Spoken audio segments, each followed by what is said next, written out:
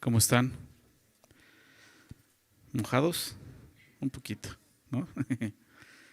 Ahorita empezó a llover otra vez. Muy bien. Vamos a la palabra. Te invito a ver tu Biblia ahí en Mateo capítulo 17. Empezamos a estudiar el día de hoy este capítulo. Así que vamos para allá. Mateo 17, por favor.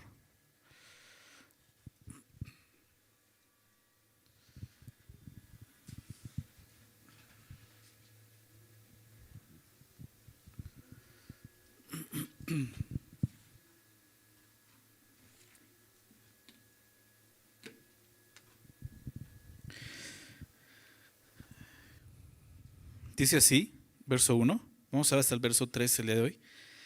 Dice, 6 días después Jesús tomó a Pedro, a Jacobo y a Juan, su hermano, y los llevó aparte a un monte alto. Y se transfiguró delante de ellos y resplandeció su rostro como el sol, y sus vestidos se hicieron blancos como la luz.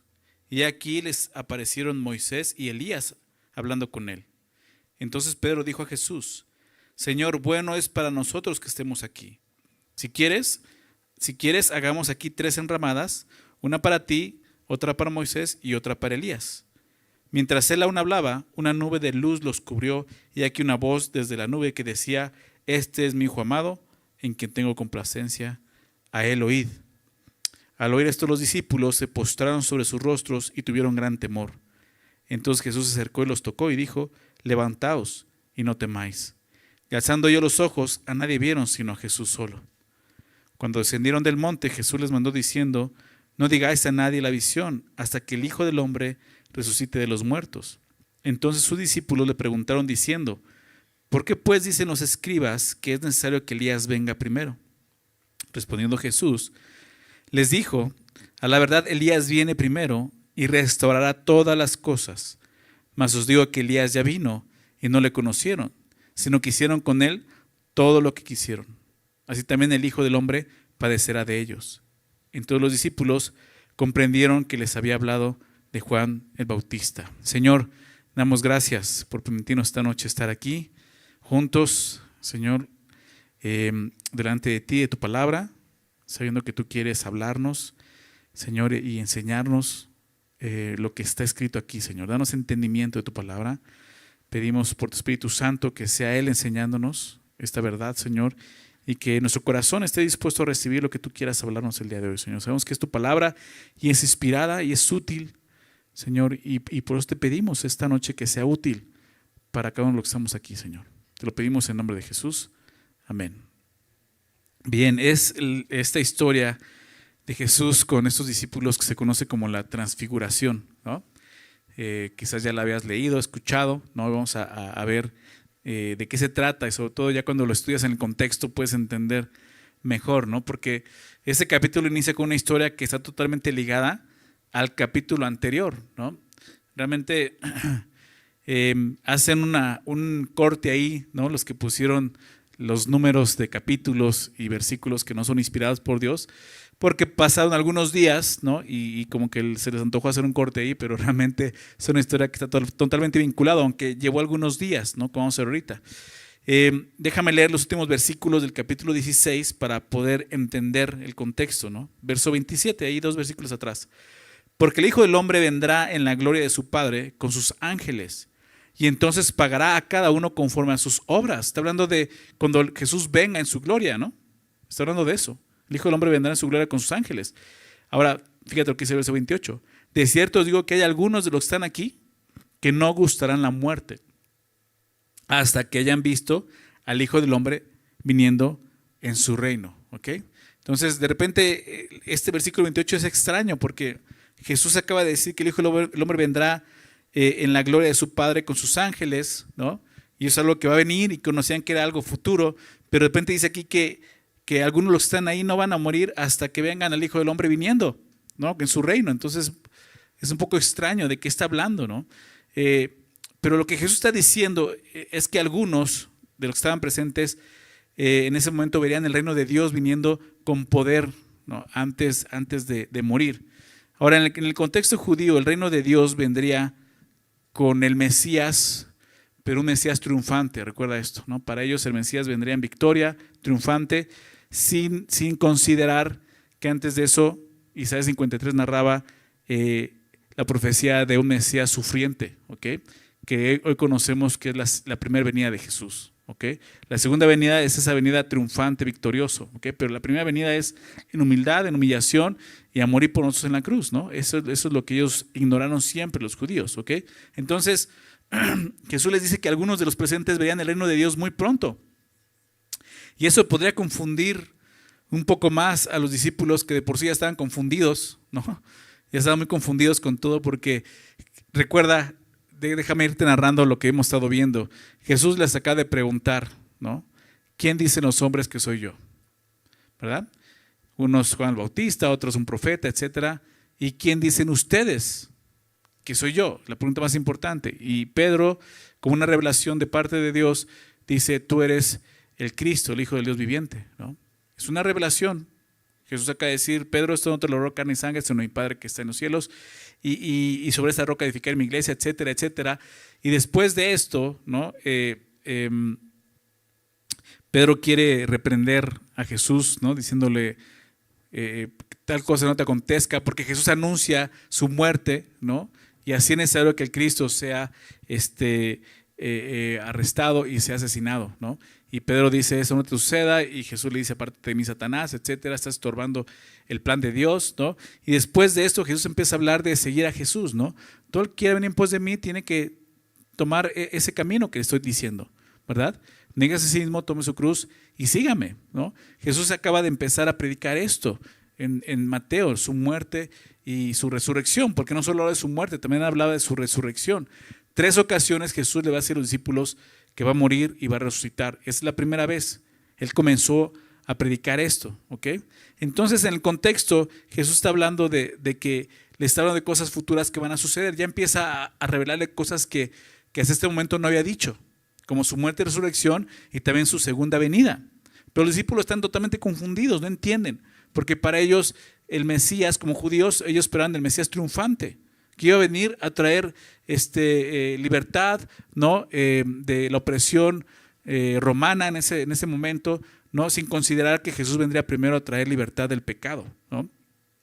Entonces ellos están totalmente confundidos, no saben exactamente a qué se refiere Jesús, cómo es que entonces vendría el reino de Dios antes de que ellos murieran, y eso es lo que sigue a continuación, una experiencia visible del poder del reino de Dios, ¿no? Que es la transfiguración. 6 días después, comienza el verso 1, esto no fue enseguida, pasaron algunos días. Lucas dice que fueron 8 días, ¿no? ¿Por qué de repente, muchas gracias, por qué de repente unos dicen que 6 días, otros 8 días? Realmente no hay controversia en eso, porque son referencias a una semana. Algunos hablan de 8 días, otros pueden ser 6 días, pero más o menos calculaba que esto sucediera en una semana. Había pasado ya algunos días, ¿ok? Y casi una semana, como te decía, 6 días en los que estos discípulos seguramente estaban pues ya confundidos y pensando mucho acerca de qué significaba esto, qué significaba que Jesús iba a morir, ¿no? ¿Qué significaba esto de su muerte y su resurrección? ¿Qué significaba esto de que algunos iban a ver su gloria? O sea, estos 6 días probablemente ellos estaban consternados por todo lo que Jesús les dijo. Entonces Jesús, dice el texto, que tomó a Pedro, a Jacobo y a Juan, su hermano, ¿no? Y los llevó aparte a un monte alto, ¿ok? Jesús toma a estos 3 hombres. Sabemos que estas tres personas, estos 3 hombres eran los más cercanos a Jesús, pero no sabemos por qué lo escogió, ¿no? Probablemente por lo mismo que Él nos escogió a nosotros, por su gracia, ¿no? Es esos 3 a los que escogió para poderles mostrar estas cosas. Y no solo esto, estos 3 discípulos estuvieron presentes en momentos importantes del ministerio de Jesús, ¿ok? Ellos, por ejemplo, acompañaron a Jesús cuando resucitó a la hija de Jairo, ¿no? Lo vimos anteriormente. También en el huerto de Getsemaní, lo vamos a ver más adelante, cómo ellos son los que están con Jesús. Fueron discípulos que estuvieron tan cerca que vieron cosas muy importantes. Ellos realmente, digámoslo así, que ellos fungieron como testigos de estos eventos, estuvieron presentes cuando sucedió todo esto, ¿ok? No estaban los 12, pero estuvieron siempre esos 3 discípulos. Y creo que el propósito de ser testigos de estos acontecimientos era fortalecer a estos discípulos, darles fortaleza. Ellos están confundidos, no están entendiendo muchas cosas, pero lo que Jesús quiere es fortalecer su fe, ¿ok? Y no solo eso, de esta manera fortalecer la fe de los demás, porque ellos son los que van a ir y a predicar el evangelio. Entonces dice que los llevó a un monte alto, nos lleva aparte a un monte alto. No se sabe con certeza a qué monte se refiere, ¿no? Algunos han considerado, el texto no lo dice, ¿no? Algunos han considerado que es el monte Tabor, ¿no? Otros consideran que es el monte Hermón, ¿no? Muchos dicen es que no puede ser monte Tabor porque no era tan alto, ¿no? Otros dicen que el monte Hermón era muy alto, pero o sea, es muy alto como para que hayan subido hasta allá en tan poco tiempo, ¿no? Entonces realmente no se sabe, ningún evangelista ni ningún apóstol dan el dato, el nombre del monte, ¿no? Entonces, pues si no dice el nombre, pues no podemos indagar más, ¿verdad? Quizás si hubiera dado el dato de qué monte sería, ya habría gente recibiendo el equinoccio de la primavera ahí, ¿no? En ese lugar, yo creo, haciendo un ídolo ahí o algo así, ¿no? Entonces yo creo que es por eso a veces la Biblia no nos da nombres o datos así, ¿no? Tan importantes, porque lo importante en sí no es el lugar, sino lo que va a suceder ahí, ¿ok? ¿Y qué sucede? Verso 2, perdón, dice, y se transfiguró delante de ellos y resplandeció su rostro como el sol y sus vestidos se hicieron blancos como la luz. La palabra transfigurar, ahí transfiguró en griego, es metamorfo, ¿ok? También viene nuestra palabra metamorfosis, ¿ok? Es una palabra que conocemos. Y esa palabra metamorfo en griego describe un cambio en el exterior, pero que proviene desde el interior, ¿ok? No solo un cambio externo, sino un cambio que viene de adentro hacia afuera. Más que un cambio de apariencia, es un cambio de forma, por eso metaformo, como te decía, ¿no? Y cuando hablamos de metamorfosis, comúnmente recordamos a las orugas, ¿verdad? Que se convierten en mariposas, exactamente, ¿verdad? Entran en un capullo, están un tiempo ahí y se están transformando por dentro, se están convirtiendo en otra cosa, ¿verdad? Y es un cambio de apariencia, como te decía, que ocurre de adentro hacia afuera. Entonces, lo que sucedió es que cambió no solo su apariencia, sino su forma esencial, o sea, se volvió diferente. Jesús reveló realmente su gloria interna para que otros la pudieran ver. Eso es lo que estaba pasando. Esos discípulos fueron testigos de un acontecimiento increíble en ese lugar. Vieron la gloria de Jesús, ¿ok? El Hijo de Dios, viéndolo de esta manera, saliendo del capullo del Hijo del Hombre, porque es donde Él siempre estuvo, como un capullo. Y saliendo Jesús y manifestándose de esta manera. Esa misma palabra metamorfo aparece otras dos ocasiones en la Biblia. Una de ellas es Romanos 12:2, quizás lo recuerdes. No os conforméis a este siglo, sino metamorfos, transformaos por medio de la renovación de vuestro entendimiento, ¿no? Nos recuerda la obra que Dios hace en nosotros a través de su palabra. Renueva nuestro entendimiento y nos cambia de adentro hacia afuera, ¿no? Para que puedas comprobar cuál sea la voluntad de Dios, agradable y perfecta, ¿verdad? Y eso es lo que estamos viendo en Jesús realmente, ¿verdad? El Hijo de Dios, ¿no? Siendo transformado en su gloria, mostrando su gloria, ¿no? Cumpliendo la voluntad de Dios. 2 Corintios 3:18 es el otro versículo donde aparece esta palabra metamorfo.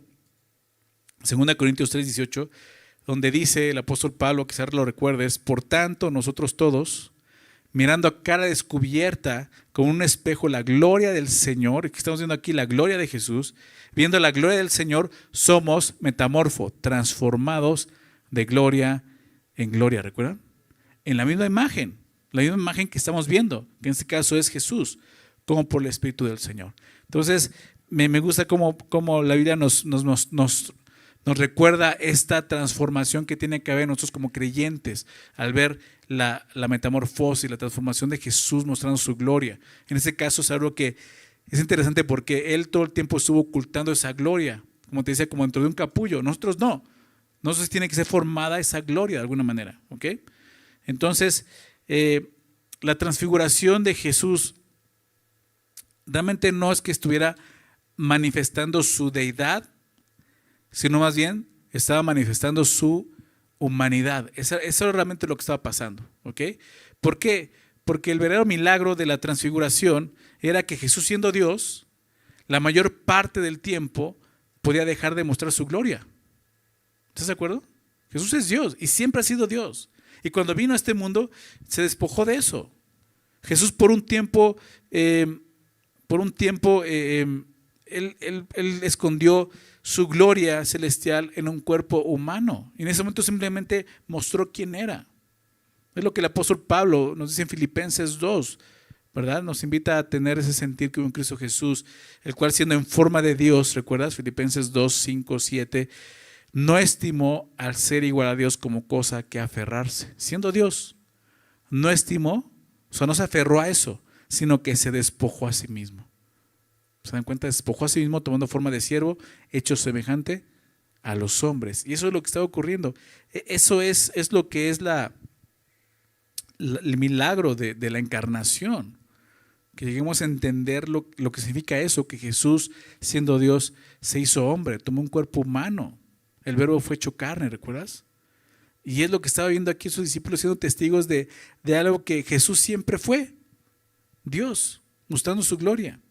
Entonces, en la transfiguración, Pedro, Jacobo y Juan vieron la verdadera identidad y el poder de Jesús como Hijo de Dios. Eso es lo que Jesús les dijo en el versículo 28 del capítulo anterior, ¿verdad? Algunos de los que están aquí no gustarán la muerte hasta que hayan visto al Hijo del Hombre viniendo en su reino, o sea, en la gloria como el Hijo del Hombre. Y ellos están siendo testigos de esas cosas. Entonces dice el verso 2, se transfiguró delante de ellos y resplandeció su rostro como el sol y sus vestidos se hicieron blancos como la luz. Esta palabra resplandecer se refiere a destellos radiantes, ¿no? Y el texto lo dice, destellos como la luz del sol, ¿no? ¿Alguna vez has tratado de ver la luz del sol a mediodía? Te vas a quedar ciego, no hagas eso. O sea, no se puede, ¿ok? Así fue como el apóstol Pablo igualmente vio a Jesús en el camino de Damasco, ¿recuerdan? En Hechos 9 nos narra eso, cómo Jesús le rodeó un resplandor de luz del cielo y no pudo ver nada y solo escuchó la voz de Jesús. Tanto fue el resplandor que quedó ciego, él quedó ciego, no podía ver, ¿recuerdas? Y solo escuchaba la voz de Jesús. Entonces es Jesús, obviamente ya resucitado, que se revela a la vida del apóstol Pablo, siendo Saulo de Tarso, y fue suficiente para que se diera cuenta que era el Hijo de Dios, que era el Cristo, ¿recuerdan? Entonces Pedro, Juan y Jacobo están siendo testigos de este milagro asombroso. Están viendo a Jesús como en su gloria el Hijo de Dios. Una luz, imagínate, pensaba esto, ¿no? Por un momento y decía, o sea, este espectáculo y esa luz, o sea, seguramente se vio desde lejos, ¿no? Igual pensamos que fue solamente ellos ahí, pero esto, por muy lejos, por muy alto que ha estado el monte, es más, tras más alto, más hubiera alumbrado, ¿no? Yo pienso que alguien pudo haber visto y digo, sin saber qué habrá sido, ¿no? Igual y pensaron que alguien echó un cohete o algo así, no sé. Pero es la gloria de Jesús, ¿no? Estos discípulos están delante de esto y fue un acontecimiento que impactó la vida de estos discípulos, ¿no? Dos de ellos escriben algunas cartas en el Nuevo Testamento, Juan y Pedro. Jacobo no, porque es el primer mártir, ¿no? Él ya no alcanza a escribir nada acerca de su revelación, pero ellos dos escriben acerca de la revelación de Jesús, ¿no? Y solo quiero recordar estos versículos. Juan 1:14, el apóstol Juan en su evangelio él dice, vimos su gloria, ¿verdad? Hablando de Jesús, el verbo fue hecho carne y vimos su gloria. Dice como del unigénito del Padre, ¿verdad? Lleno de gracia y verdad. Él mismo dice, vimos su gloria. Juan dice, vimos su gloria. Apocalipsis, déjame leer esto en Apocalipsis capítulo 1. Esto ya es en la visión que tiene en la isla de Patmos, el apóstol Juan. Vuelve a ver a Jesús. Me encanta eso porque pensé eso y dije, wow, o sea, él vio en el monte, ¿no? En las transfiguraciones, después vio en su visión, volvió a ver a Jesús en esa gloria. Fíjate cómo lo ve en Apocalipsis 1, verso 12. Y me volví para ver la voz que hablaba conmigo, y vuelto, vi 7 candeleros de oro, y en medio de los 7 candeleros a uno semejante al Hijo del Hombre, vestido de una ropa que llegaba hasta los pies y ceñido por el pecho con un cinto de oro. Su cabeza y sus cabellos eran blancos como blanca lana, como nieve, sus ojos como llama de fuego, y sus pies semejantes al bronce bruñido, refulgente como en un horno, y su voz como estruendo de muchas aguas. Tenía en su diestra 7 estrellas, de su boca salía una espada aguda de 2 filos, y su rostro era como el sol cuando resplandece en su fuerza. esa misma gloria, ¿no? Vio los destellos de Jesús como el sol resplandeciendo, ¿no? Y seguramente Juan identificó que era Jesús, ¿no? Él habló de esto, ¿no? De lo que vio y experimentó, vimos su gloria como el unigénito del Padre. Pedro, y estamos estudiando segunda de Pedro, lo vamos a ver próximamente aquí en el capítulo 1 de segunda de Pedro, él habla de esta historia y de cómo le sorprendió. Fíjate lo que dice ahí, segunda de Pedro 1:16, porque no os hemos dado a conocer el poder y la venida de nuestro Señor Jesucristo siguiendo fábulas artificiosas. Pero dice, le estamos hablando acerca de Dios, su poder, y si nos has acompañado los domingos, veníamos hablando de su poder divino que nos ha dado todas las cosas. Él dice, no le estoy hablando de esto con fábulas que yo recibí, con historietas que me contaron de niño. ¿Se das cuenta? No nos hemos dado a conocer el poder y la venida de nuestro Señor Jesucristo siguiendo fábulas artificiosas, sino como habiendo visto con nuestros propios ojos su majestad. Es Pedro el testigo de estas cosas. Años más adelante escribe acerca de ese acontecimiento y dice, yo vi su majestad. Pues cuando él recibió, y habla de esto, ahorita lo vamos a ver, cuando él recibió de Dios Padre honra y gloria, y esto nos da un poco más de luz de lo que sucede en la transfiguración. ¿Cómo lo entendió Pedro? Realmente lo que Jesús quería mostrarnos, que él era el Cristo, y Dios le estaba dando honra y gloria. Dice, cuando recibió de Dios Padre honra y gloria, le fue enviada desde la magnífica gloria una voz que decía, este es mi Hijo amado, en el cual tengo complacencia. Y nosotros, dice Pedro, nosotros, en plural, Juan, Jacobo estaban ahí, oímos esta voz enviada del cielo, cuando estábamos con él en el monte santo, ¿verdad? Entonces Pedro también habló acerca de esta historia tan importante para él, ¿no? Y pues sí, ¿no? Realmente vamos a ver al final el propósito de la transfiguración, pero ya con lo que Pedro escribe empezamos a notar un poco más, ¿no? Un evento que iba a impactar la vida de estos hombres y les iba a dar seguridad, ¿ok? Pedro, Jacobo y Juan vieron a Jesús como el Hijo de Dios en gloria. Qué espectáculo, ¿no crees? Qué espectáculo estaban presenciando esos hombres. Estaban viendo a Jesús glorificado. ¿Sabes que un día lo vamos a ver nosotros así? Un día lo vamos a ver igual. ¿Okay? A Jesús igualmente en su gloria. ¿Okay? Entonces, verso 3, y aquí les aparecieron Moisés y Elías hablando con él. O sea, de por sí ya ver a Jesús era impresionante, ¿no? Y de repente aparecen dos hombres más, ¿no? Moisés y Elías aparecen ahí con Jesús. ¿Ok? Entonces, ¿qué significa esto? ¿Por qué están estos dos hombres ahí con él? Dice, permítame, que se aparecieron ellos dos. Tiene mucho significado que sean estos dos hombres los que están ahí, ¿ok? Por lo que representa cada uno de ellos. ¿Qué representa cada uno de esos hombres? Son dos hombres. Comúnmente sabemos que los judíos dividían el Antiguo Testamento, sus escrituras, en dos, ¿verdad? La ley y los profetas. ¿Se ha escuchado eso? La ley y los profetas. Era la división común, porque realmente se podía ver de esa manera, ¿no? La ley y los profetas. Entonces, Moisés representaba, ¿qué cosa? La ley, ¿verdad? Y Elías representaba a los profetas, ¿ok? Entonces Moisés representaba a Dios hablando al hombre a través de la ley, y Elías representaba a Dios hablando al hombre a través de los profetas.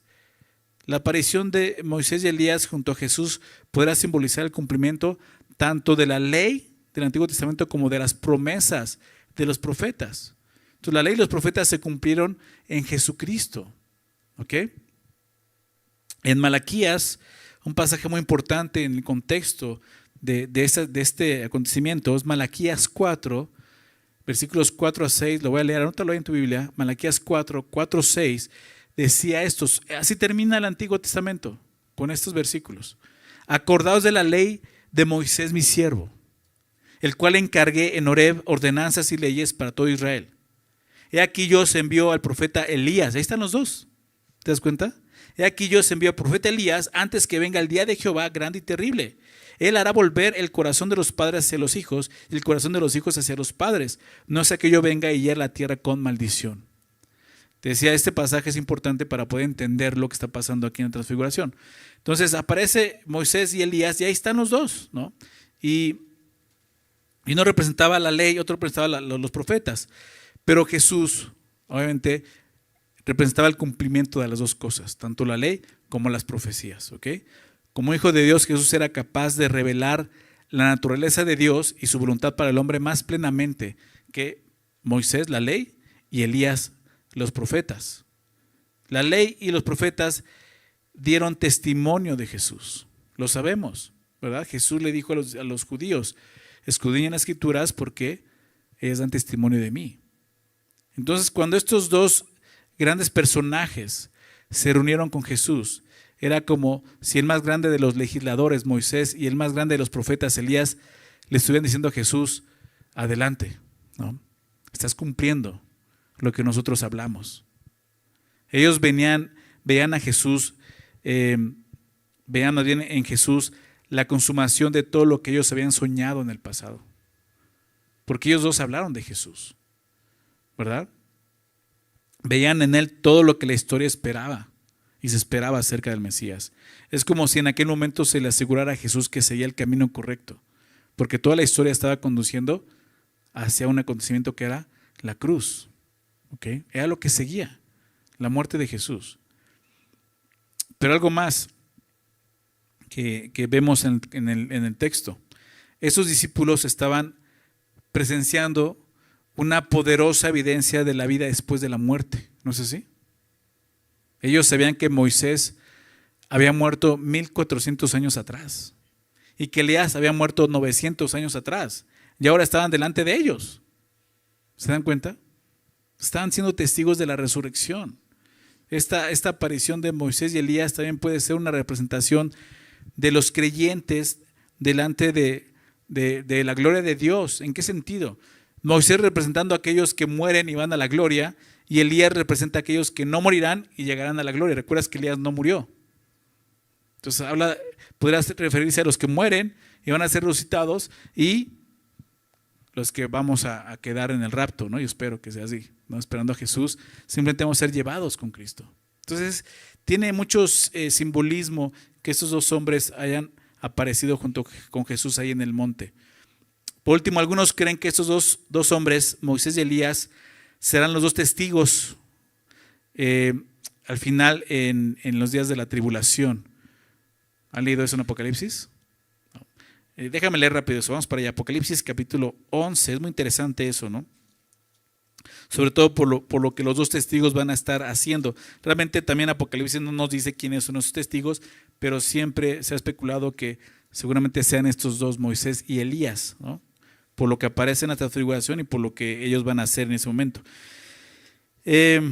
Versículo 4. Bueno, verso 3 de Apocalipsis 11. Y daré mis dos testigos que profeticen por 1260 días vestidos de silicio. Estos testigos son los dos olivos y los dos candeleros que están en pie delante de Dios en la tierra. Si alguno quiere dañarlos, sale fuego de la boca de ellos y devorar a sus enemigos. Y si alguno quiere hacerles daño, debe morir de la misma manera. Estos tienen poder para cerrar el cielo. Fíjate lo que dice aquí el verso 6. Estos tienen poder para, número 1, cerrar el cielo a fin de que no llueva en los días de su profecía. ¿A qué te suena eso? Elías. Elías fue quien oró y 3 años y medio no llovió. ¿Recuerdas? Ese poder. Dice cerrar el cielo a fin de que no llueva en los días de su profecía. Y tiene poder, número 2, sobre las aguas para convertirlas en sangre. ¿A qué te suena eso?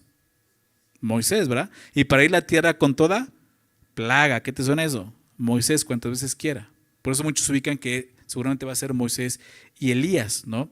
Que serán estos dos testigos. Bueno, la historia sigue de los testigos, pero eso si quieres leerlo en casa. Solamente quería hacer hincapié en eso, como muchos aún ubican que seguramente estos dos hombres van a ser los dos testigos en Apocalipsis, ¿no? Pobre Elías y Moisés, ¿no? Son llamados en varias ocasiones, ¿no? Estar ahí todavía presente sirviendo a Dios. Pero bueno, dice entonces, regresando al texto, aparecen ellos, ya que le aparecieron Moisés y Elías, y sigue hablando con él, ¿no? ¿De qué estarían hablando? ¿De qué estaban hablando? Mateo no nos dice. ¿Ok? El único que menciona algo es Lucas. Déjame leerlo. Lucas 9, verso 30 y 31, en el pasaje paralelo en Lucas, dice así: he aquí dos varones que lo hagan con él, los cuales eran Moisés y Elías, quienes aparecieron rodeados de gloria y hablaban de, fíjate de qué hablaban, de su partida que iba Jesús a cumplir en Jerusalén. ¿De qué estaban hablando? De su muerte y resurrección. ¿Te das cuenta? De su partida. Ellos hablaban con el Señor sobre su muerte, que se cumpliría en Jerusalén. Esto es muy interesante porque es el tema de esa conversación. Y es el tema de las conversaciones celestiales. La obra de Jesús, ¿verdad? Cuando le echas un vistazo al cielo en Apocalipsis capítulo 5, es la historia y es lo que se está hablando en el cielo. Es lo que están cantando, ¿no? Es lo que se canta. Digno eres tú, ¿no?, que fuiste inmolado por nosotros. Ese debe ser el tema también de nosotros aquí en la tierra, ¿no te parece, como creyentes? Hablar de lo que Jesús ha hecho. No hay otro tema para nosotros que eso, que Jesús murió por nosotros. Él es el Cordero de Dios que quita el pecado del mundo, ¿verdad? Y Él es digno de toda la gloria y honra por lo que hizo por nosotros. De eso estaban hablando precisamente Moisés y Elías con Jesús. Verso 4, entonces, dice, Pedro dijo a Jesús: Señor, bueno es, ¿para quién? Para nosotros, que estemos aquí. Si quieres que hagamos aquí 3 enramadas, una para ti, otra para Moisés y otro para Elías. En Marcos, ¿no?, y Lucas también dicen que, aquí no lo dice, pero dicen que Pedro no sabe lo que estaba hablando, ¿no? Ya sabes cómo es Pedro, impulsivo, ¿no? Abre la boca sin pensar, ¿no? Y es muy sincero, ¿no? Dice, bueno, es para nosotros, ¿no? Y para los demás, Pedro, ¿no? Es muy interesante porque Pedro con esto está sugiriendo que se quedaran en el monte. Pero al hacerlo, Pedro estaba estorbando de nuevo el plan de nuestro Señor de ir a la cruz, ¿no? Pues aquí vamos a quedarnos, ¿no? Pues sí, pero no es que van a estar en la gloria, van a ser Pedro, Juan y Jacobo. Todos los demás seres humanos, pues que se vayan al infierno, ¿no? Nada más ustedes se van a salvar, ¿no? Entonces, sin entenderlo, Pedro es lo que estaba haciendo nuevamente, ¿no? Tratando de detener o poner un obstáculo en el plan de Dios, ¿no? Y la transfiguración tiene la intención de ser una muestra de la futura venida de Cristo en gloria. Pero Pedro no lo vio de esta manera, aunque más adelante, como leíamos en sus cartas, lo iba a entender. Otro error más de Pedro es que quiere hacer 3 enramadas, ¿no? La palabra enramada es tabernáculo, recordando la fiesta de los tabernáculos, ¿no?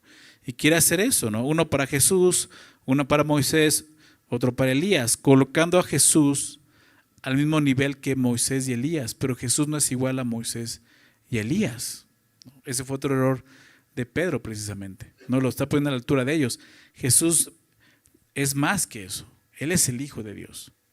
Entonces, mientras él aún hablaba, o sea, Pedro está viendo su bocota. ¿Y qué sucede? Me encantó eso. Dice, una nube de luz los cubrió y aquí una voz desde la nube que decía: este es mi Hijo amado. Imagínate Pedro siendo interrumpido por Dios, por el Padre, ¿no? Así como, ya Pedro, basta, ¿no?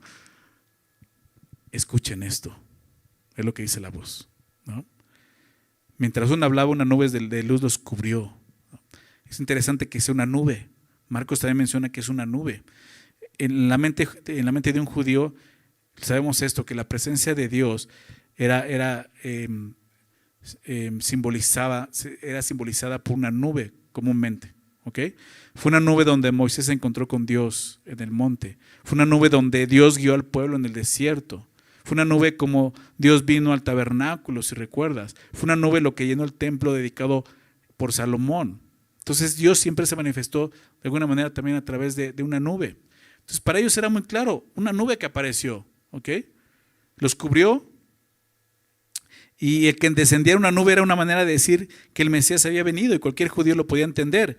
Y aquí una voz desde la nube que decía: este es mi Hijo amado en que tengo complacencia. La voz del Padre confirmaba el mensaje que Jesús comenzó a enseñarle a sus discípulos: su muerte, sepultura y resurrección. ¿Se dan cuenta?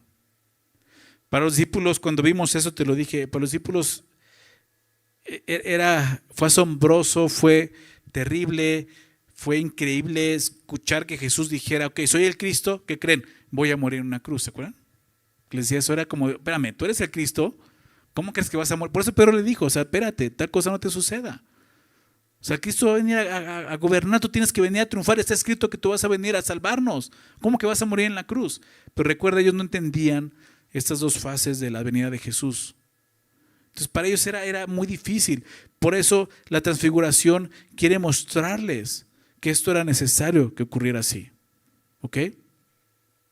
El Padre estaba asegurando que el camino que Jesús estaba tomando era el correcto. La cruz no solo sería inevitable, sino que era necesariamente correcta. Y hasta el Padre tuvo que confirmar esto a los discípulos, mostrarles que eso tenía que suceder. Al grado que esta voz que oyen del cielo, no solo dicen, este es mi Hijo amado en quien tengo complacencia, muy importante eso, ¿no? En él, me complazco en él, ¿verdad? ¿Por qué? Porque Jesús hacía la voluntad del Padre y estaba haciendo la voluntad del Padre. Y esa misma voz se oyó en el bautizo de Jesús, ¿recuerdas? Cuando Jesús es bautizado al iniciar su ministerio, porque Jesús estaba cumpliendo la voluntad del Padre, era momento de comenzar su ministerio. Y oyó esa misma voz, ¿verdad? Cuando el Espíritu Santo desciende como paloma, ¿recuerdas? Y soy una voz del cielo que dice, este es mi Hijo amado en que tengo complacencia.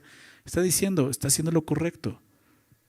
Está animando a Jesús, pero también los discípulos están viendo que es correcto lo que va a suceder.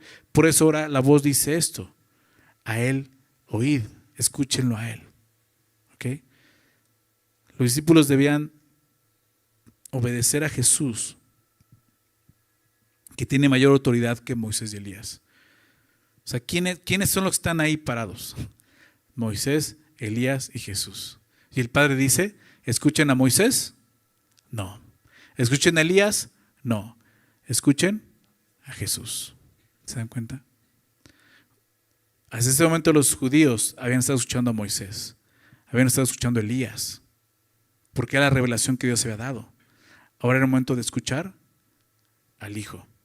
Fue lo que escribió, empieza el escritor de Hebreos escribiendo su carta. ¿Recuerdas? Déjame citarlo, Hebreos 1, versículos 1 y 2. Dios, habiendo hablado muchas veces y de muchas maneras en otro tiempo a los padres, por los profetas, en estos postreros días nos ha hablado por el Hijo, a quien constituyó heredero de todo y por quien asimismo hizo el universo. ¿Qué nos está mostrando aquí? La mayor revelación de Dios se encuentra en Jesús. ¿Verdad? Jesús es superior a la ley, a los profetas. La voz del cielo está confirmando eso. ¿Se dan cuenta de eso? Por eso Pedro escribió acerca de eso, y lo vamos a estudiar en Pedro. Agrado de decir, tenemos la palabra profética más segura, ¿verdad? Ya se cumplió, es Jesucristo. ¿Okay? Todo lo que el hombre necesita saber y conocer de Dios ya ha sido revelado y se encuentra en el Hijo, en Jesús. Por eso es tan importante que tú y yo sigamos aún la instrucción que Dios dio aquí en este lugar. Este es mi Hijo amado en quien tengo complacencias. A Él, ¿qué cosa? Oíd. ¿Quieres conocer la voluntad de Dios para tu vida? Necesitas escuchar a Jesús. ¿Por qué escucharlo a Él? Porque Jesús siempre buscó complacer al Padre. ¿Se dan cuenta de eso? Él siempre ha hecho la voluntad del Padre. El consejo del Padre para todos nosotros es el mismo. Oigan a Jesús, escúchenlo a Él. No va a haber falla al escuchar a Jesús. ¿Ok? Él siempre te dirá cuál es la voluntad del Padre. Y por eso es que el Padre está diciendo ahí a los discípulos, escúchenlo a Él. Escuchen lo que Él tiene que decir. Aunque sea muy difícil. Recuerda, han escuchado a Jesús decir cosas difíciles. ¿Se oye el Cristo? Sí. Voy a morir y voy a resucitar. Y no solo eso, el que quiera seguirme tiene que negarse a sí mismo, tiene que tomar su cruz y tiene que seguirme. ¿Sí se dan cuenta? Y el Padre dice, escúchenlo. Es el camino. No hay otro camino en la gloria. ¿Ok? Vamos a ver la respuesta de los discípulos. Verso 6, después de que Pedro es interrumpido, dice, al oír esto los discípulos se postraron sobre sus rostros y tuvieron gran temor. O sea, fue algo real. ¿Se dan cuenta?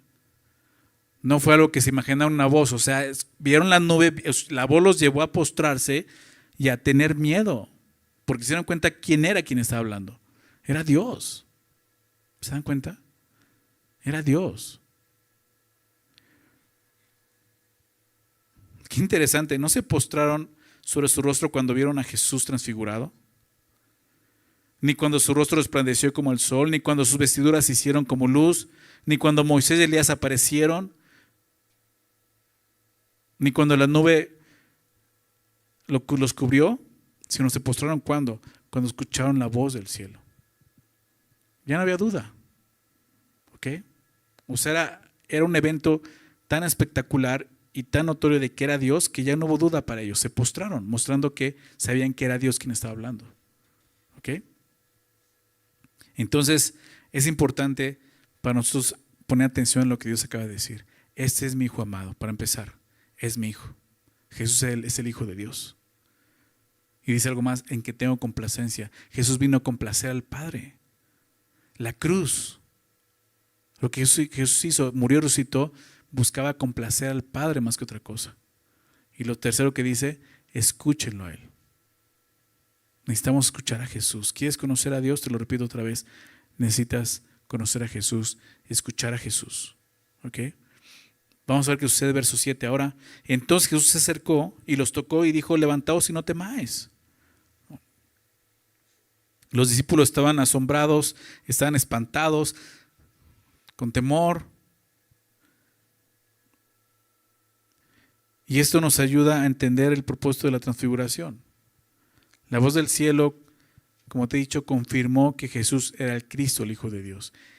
Y aun si Él moría en la cruz, los discípulos no debían dudar quién era Jesús, porque lo van a ver. ¿Sí? O sea, no hay duda, Jesús es el Hijo de Dios. Y va a morir, pero aunque haya muerto, no tienen que dudar que es el Hijo de Dios. Por lo menos Pedro, Juan y Jacobo no tenían por qué dudarlo. ¿Me explico? Ellos tienen que estar seguros, sí, va a morir, y lo dijo, y va a resucitar.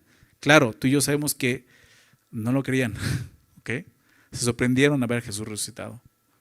O sea, no del todo creyeron lo que acaban de escuchar, pero esto iba a servir mucho más para su ministerio ya como apóstoles. Verso 8 entonces, y alzando ellos los ojos, a nadie vieron sino a Jesús solo. Quizá fue triste ver que Moisés y Elías y la gloria de Dios desaparecieron, pero Jesús seguía ahí, ¿no? Decía un pastor, ¿qué hubiera sido mejor? ¿Que hubiera quedado solamente Moisés y todo lo demás desaparecer, aún Jesús? ¿O que hubiera quedado solo Elías? Hubiera estado bien, ¿no? Sea padre, ¿no?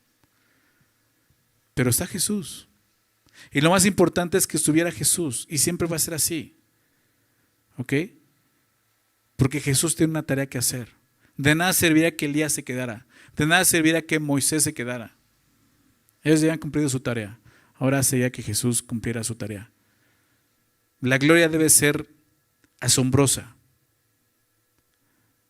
Nosotros no tenemos realmente noción de lo que será la gloria de Dios. La gloria más grande que podemos experimentar en este mundo no es comparable con la gloria que nos espera, lo sabemos.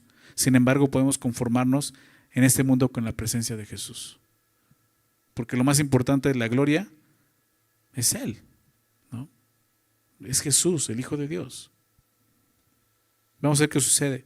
Verso 9. Y cuando descendieron del monte, Jesús les mandó diciendo, no digáis a nadie la visión hasta que el Hijo del Hombre resucite de los muertos, ¿no? Imagínate esto. No le digan esta visión a nadie. Imagínense tener esta gran experiencia y no poder contarle a nadie, ¿no? O sea, nadie puede decirle esto. Hasta, dice el texto, o sea, tenía que haber un tiempo, hasta que el Hijo del Hombre resucite de los muertos, ¿no? Se refiere al tiempo cuando la verdadera naturaleza de Jesús como el Mesías sea revelada y todos sepan que Él vino para vencer al pecado y la muerte y no a los romanos. Está diciendo todo esto, van a poder decirlo, pero hasta después de que resucite de los muertos. Y sí, así fue, ellos lo contaron hasta después de ese momento, ¿no? Pero esto trajo algunas dudas en el corazón de los discípulos. Verso 10. Entonces los discípulos le preguntaron diciendo, ¿por qué pues dicen los escribas que es necesario que Elías venga primero? ¿Okay? Los escribas decían que Jesús no podía ser el Mesías porque Elías aún no había aparecido. Ellos enseñaban que antes de que viniera el Mesías, Elías tenía que venir. ¿Por qué? Porque Malaquías 4, verso 5 decía eso, lo leíamos hace rato, ¿recuerdan? Por eso los discípulos le hacen esta pregunta a Jesús. Ellos estaban confundidos, más confundidos de lo que estaban, ¿no? Porque acaban de ver a Elías. Y en un sentido, Jesús vino antes que Elías. Entonces, si tú eres el Mesías, y acabamos de ver a Elías, ¿no se supone que Elías tiene que venir primero? Si se dan cuenta, esa es la duda de ellos. Vamos a ver la respuesta de Jesús, verso 11. Respondiendo Jesús les dijo, a la verdad, Elías viene primero y restaurará todas las cosas. Lo que Jesús dice, es verdad lo que dicen los escribas. Tienen razón, así estaba escrito. Elías va a venir primero antes que el Mesías y restaurará todas las cosas. Entonces el asunto es que Malaquías se refiere a la segunda venida de Cristo. Quiero leerte nuevamente Malaquías 4:5. He aquí yo os envío el profeta Elías antes que venga el día de Jehová grande y terrible. ¿Sabes cuál es ese día? Su segunda venida, ¿verdad? Es el día del Señor. La primera venida no fue así. ¿Okay? Siempre cuando se habla de el día de Jehová grande y terrible, está haciendo mención a su segunda venida. Entonces realmente Elías vendría antes de la segunda venida. Algunos mencionan que es cuando vendrá en Apocalipsis como uno de los dos testigos. Podría ser, ¿ok? Es profecía, no sabemos exactamente, pero bien podría ser así. Pero dice algo más Jesús, dice que restaurará todas las cosas. Y esto indica que la profecía tiene un cumplimiento futuro, porque aún no ha sido restaurado todo, ¿verdad? Un cumplimiento futuro. Pero Jesús agrega algo más. Verso 12, mas os digo que Elías ya vino. Dices, oh, ¿va a venir o vino? ¿Qué pasó? Porque ya nos estoy confundiendo más. Mas os digo que Elías ya vino y no le conocieron, sino que hicieron con él todo lo que quisieron. ¿Ok? Elías ya vino. ¿En qué sentido? Tú y yo sabemos que vino como Juan el Bautista. ¿Ok? Quien de hecho cumplió el ministerio de Elías como un precursor. Juan vino, Jesús dice que él vino en el espíritu y poder de Elías. ¿Okay? En un sentido, Elías vino de esta manera. Juan el Bautista vino con el espíritu y el poder de Elías. Esto lo vemos en Lucas, déjame citarlo, Lucas 1:17. Dice así, e irá delante de él con el espíritu y el poder de Elías para hacer volver los corazones de los padres a los hijos y de los rebeldes a la prudencia de los justos para preparar al Señor un pueblo bien dispuesto. Esto está en Lucas. Entonces Jesús identificó a Elías con Juan el Bautista, en el sentido de que Juan había cumplido la tarea de Elías, porque sí vino antes del Mesías en su primera venida, pero como el precursor, como Juan el Bautista. ¿Okay? Pero se espera que Elías venga después, antes de su segunda venida. Quizás venga como es uno de los dos testigos que vimos en Apocalipsis. Pero lo que Jesús dice al final del verso 12 es, así también el Hijo del Hombre padecerá de ellos. Acaba de decir esto. Mas os digo que Elías ya vino y no lo conocieron, sino que hicieron con él todo lo que quisieron. Y así fue con Juan el Bautista. Está diciendo, realmente ya vino y no lo conocieron, no se dieron cuenta que precisamente Juan el Bautista venía en el poder y en el espíritu de Elías. E hicieron con él lo que quisieron. Lo maltrataron, se burlaron de él. Herodes lo mandó a asesinar, ¿recuerdas? Y lo que está diciendo. Y dice, y así también el Hijo del Hombre padecerá de ellos. Lo que Jesús dice es que así como rechazaron al precursor, también rechazarían al Rey, a Jesús. Y es lo que Jesús le estaba enseñando. Yo voy a morir, a eso vine, eso es lo que va a suceder. Entonces, verso 13, los discípulos comprendieron, y aquí lo vemos claramente, que les había hablado de Juan el Bautista. Bueno, aquí hasta los discípulos ya entendieron algo, ¿no? Entonces este Elías será Juan el Bautista, exactamente, ¿no? Entonces, con esto los discípulos estaban entendiendo que Juan era Elías en espíritu y había preparado el camino al Mesías. ¿Ok? Una historia increíble, ¿no? Como veíamos, ¿no? Pero recordemos qué significado tiene la transfiguración. ¿Por qué Jesús se transfigura delante de sus discípulos? Solamente para recordar, la semana pasada vimos cómo después de la confesión de Pedro, Jesús comenzó a enseñar que iba a morir en la cruz, ¿verdad? Y no solo eso, él agregó que todo el que quisiera seguirle debía de ir por ese mismo camino. Negarse a sí mismo, tomar su cruz y seguirle. Verso 24 del capítulo anterior. Entonces, realmente viéndolo así, no era muy esperanzador escuchar ese mensaje, ¿verdad? Vas a morir y yo te voy a morir, pero ellos no debían olvidar que ese era y sigue siendo el camino a la gloria. Es por eso que ahora Jesús les muestra un poco de lo que será esa gloria en la transfiguración. Como diciéndoles, es el camino y vamos por buen camino. El Padre lo acaba de decir, escúchenlo, ¿ok? Y es el camino para nosotros. Esto nos recuerda que la cruz no es la meta. La cruz es el camino a la meta, que es la gloria. Es lo que tanto Pedro nos habló y enseñó en su primera carta, ¿recuerdas? Vamos a padecer por Cristo en este mundo. Va a haber aflicción, va a haber sufrimiento para los creyentes verdaderos, ¿verdad? Pero lo que sigue es la gloria. Pedro lo dijo de esta manera: para esto fuisteis llamados, para que sigáis sus pisadas, ¿recuerdas? Y eso es lo que ellos entendieron, lo que Pedro entendió en el monte. Claro, no en ese momento, lo entendió mucho después, pero entendió el mensaje. Dios nos habló en ese momento algo importante, que esto iba a suceder, tenía que suceder. Pero esto era el camino a la gloria. El propósito de mostrar su gloria era fortalecer a los discípulos. Esos hombres, cuando empiezas a estudiar esto y te das cuenta de todo lo que estos hombres recibieron de Cristo, cómo lo conocieron, cómo lo vieron, te das cuenta entonces por qué estuvieron tan dispuestos a dar su vida por el Señor. ¿Nunca te llama la atención eso? Porque estos 12 hombres, ¿no?, entre ellos el apóstol Pablo, nunca dudaron de morir por Cristo. Porque cuando fueron golpeados y padecieron, se sentían indignos de haber padecido por el nombre de Jesús. Por esto. Porque ellos sabían que era el camino correcto. Que no hay otro camino a la gloria más que el identificarte con Cristo y padecer por Cristo en esta vida.